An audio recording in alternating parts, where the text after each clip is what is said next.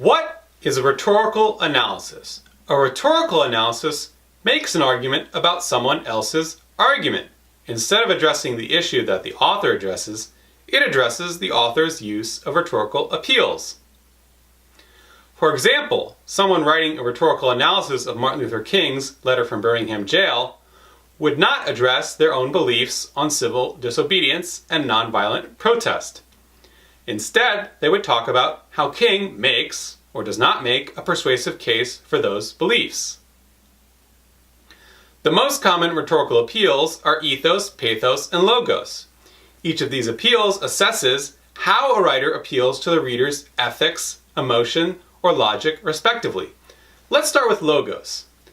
Someone making an argument against smoking using logos would say, "You should not smoke because smoking is bad for your health."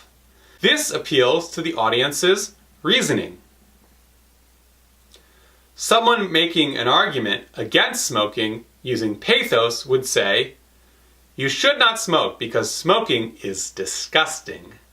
This appeals to the audience's emotions. Someone making an argument against smoking using ethos would say, "You should not smoke because the US Surgeon General says not to." When we say ethos is an appeal to ethics, what we really mean is that it asks us to accept a statement as true because of the expert authority or personal character of the person making that statement.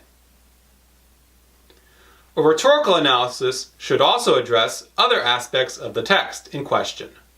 These aspects include the author's tone, diction, purpose, audience, organization, as well as poetic elements such as imagery and metaphor.